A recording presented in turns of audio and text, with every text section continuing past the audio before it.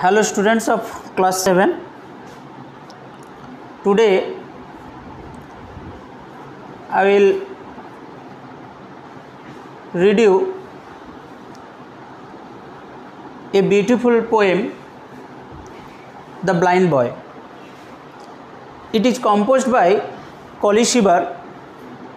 Collie Shiver was a noted English poet and also an actor also, and 25 poems he also wrote. This poem describes the feelings of a blind boy. Here এখানে শুধুমাত্র একটা blind বয়ের অনুভূতির কথা বলা হয়নি, একজন অন্ধ মানুষের যে অনুভূতি সেটার কথাও এখানে বলা হয়েছে। And the poet differentiate between two kind of man, one is blind and one is eye sighted man. This two different kind of man the poet mentions in this poem. তো দু ধরনের মানুষের মধ্যে একজন অন্ধ আর একজন চোখে দেখতে পান, এই দুজন মানুষের মধ্যে পার্থক্যটা তিনি তুলে ধরেছেন এই কবিতার মধ্যে, আর সঙ্গে একজন অন্ধ মানুষের অনুভূতিটা কি সেটাও তিনি এখানে তুলে ধরেছেন ভালোভাবে। Let's read. চলো আমরা শুরু করি। O say, what is that thing called light? ও তোমরা বলো যে আলো কি জিনিস? Here the speaker of this poem is a blind বয়।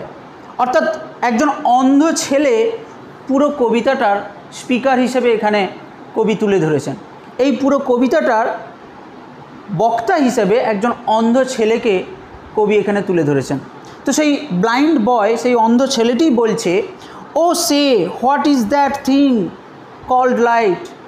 আলো কী জিনিস আমাকে বলো। Which I can never enjoy, যেটা আমি কখনো উপভোগ করতে পারি। তোমরা খুব ভালোভাবেই জানো যে একজন অন্ধ ব্যক্তির পক্ষে আলো উপভোগ করা কখনো সম্ভব নয়। তাই ছেলেটি এখানে বলছে, which I can never enjoy. What is the blessing of the sight? অর্থাৎ দৃশ্য দেখার যে আশীর্বাদ ভগবান যাদেরকে দিয়েছেন, যে দৃশ্য দেখার যে আশীর্বাদ, সেটা ওই ছেলেটার নেই, একজন অন্ধ মানুষের পক্ষে সেটা নেই। তো what is the blessing of the sight? দৃশ্য দেখাটা কী জিনিস, কোনো কিছু দৃষ্টিগোচর করা কী জিনিস? O tell your poor blind boy, বলো তোমার এই অভাগা হতভাগা এই অন্ধ ছেলেটিকে বলো। পুওর বলতে এখানে গরিব নয়, অভাগা বা হতভাগা। You talk of wondrous things you see. Wondrous মানে চমৎকার। বলছে তুমি বলো। তুমি বলতে এখানে ছেলেটি তার মায়ের উদ্দেশ্যে বলছে, তুমি বলো। You talk of wondrous things you see, অর্থাৎ তার মায়ের উদ্দেশ্যে বলছে যে তুমি অনেক চমৎকার চমৎকার জিনিসের কথা তুমি বলো, যেগুলো ইউ সি মানে যেগুলো তুমি দেখো। ইউ সে কি বলো না, you say the sun shines bright, তুমি বলো যে সূর্য তীব্রভাবে কিরণ দিচ্ছে। আই ফিল হিম ওয়ার্ম, আমি কিন্তু সেটা দেখতে পারি না। কি না, আই ফিল হিম ওয়ার্ম, আমি শুধু তার তাপটা অনুভব করি।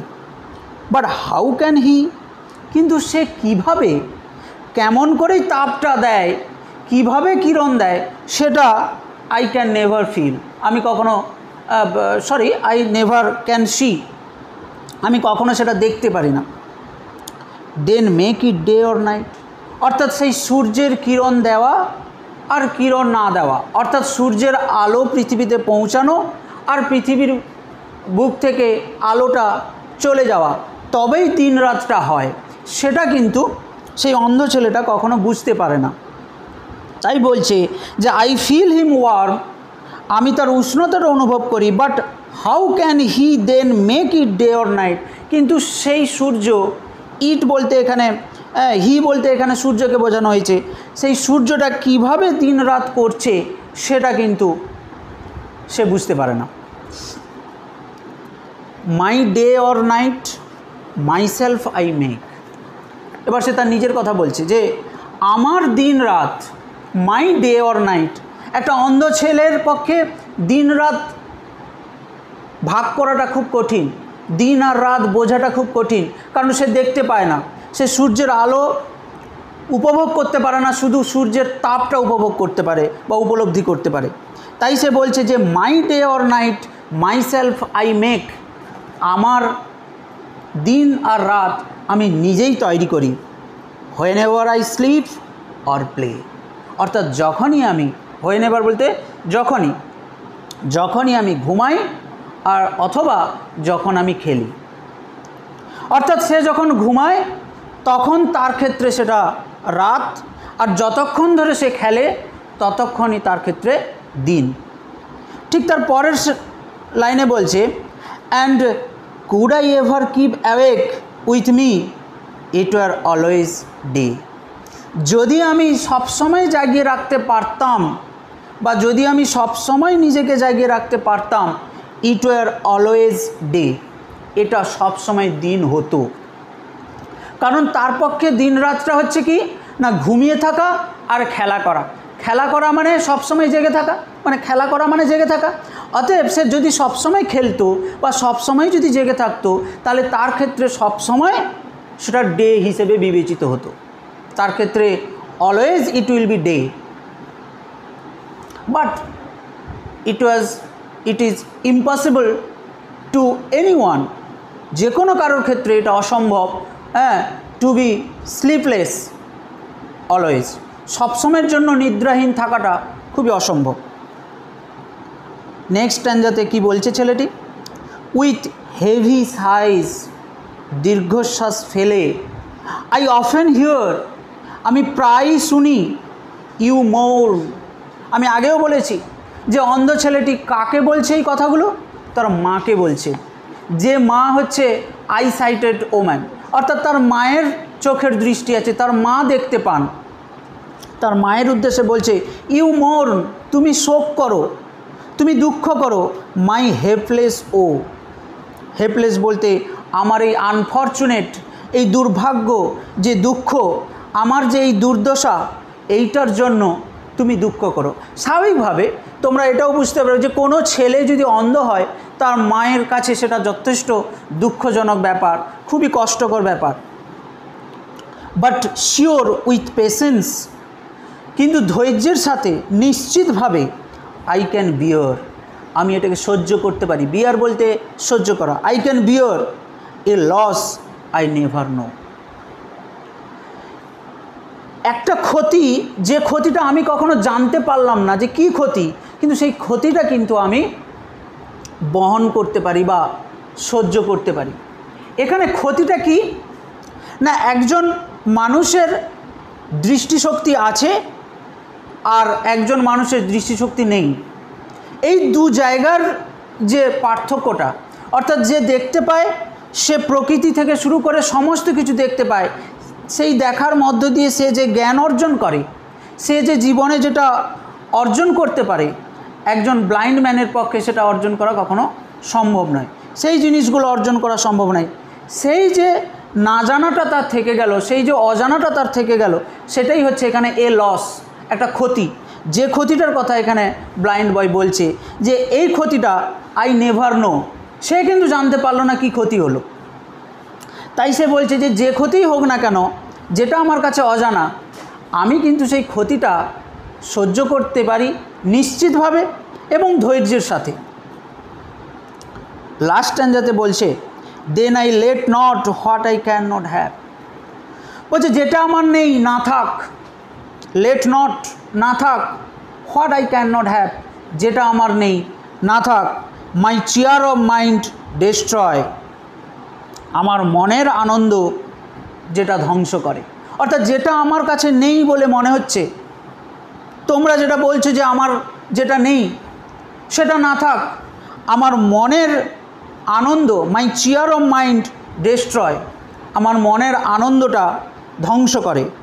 হোয়াইলস্ট, যখন, হোয়াইলস্ট কথাটা মিনিং হচ্ছে হোয়েন। দাস আই সিং, যখন আমি গান করি, আই এম এ কিং, আমি তখন নিজেকে রাজার মতো করে মনে করি। আমি যখন গান করি I M a king, although, যদিও এ পুয়ার ব্লাইন্ড বয়, অর্থাৎ অন্ধ ছেলেটি বলছে যে যদিও বা আমি হতভাগা একজন blind boy, when I sing, যখন আমি গান করি, আই এম এ কিং, আমি রাজার মতো হয়ে উঠি। এখানে দু ধরনের মানুষের এখানে পার্থক্য কবি করেছেন। এক হচ্ছে একজন অন্ধ মানুষ, আর একজন হচ্ছে দৃষ্টিশক্তি সম্পন্ন একজন মানুষ। অর্থাৎ দৃষ্টিশক্তি সম্পন্ন মানুষের পক্ষে সূর্যর আলো উপলব্ধি করা, সূর্য কিভাবে দিনরাত সম্পন্ন করছে সেগুলো দেখা। আর একজন অন্ধ ব্যক্তির পক্ষে কখনোই সম্ভব নয় সূর্যের আলোকে দেখা। সে he can feel only the warmth of the sun. And when he plays, যখন সে খেলে, it will be day to him. When he will sleep, যখন সে ঘুমাবে, it will be night to him. Some pronunciation you can see, দু একটা জায়গায় দেখো তোমরা কবি এখানে কিভাবে ভিগুলোকে অমিট করেছেন শুধুমাত্র প্রনাউন্সিয়েশনের জন্য।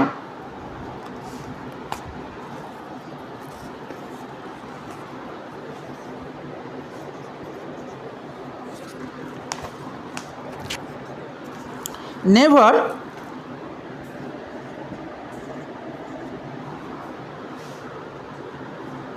and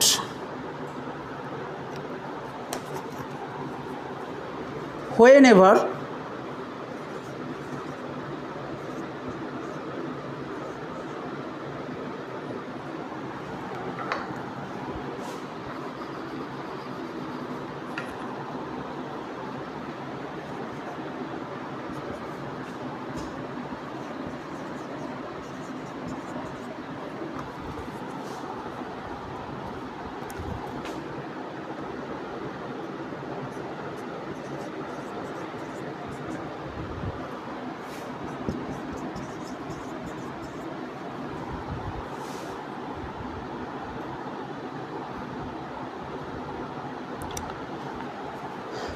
দেখো আমি লাস্ট চেঞ্জটার ক্ষেত্রে একটু আন্ডারলাইন করেছি, ওটা ভালো করে একটু দেখবে।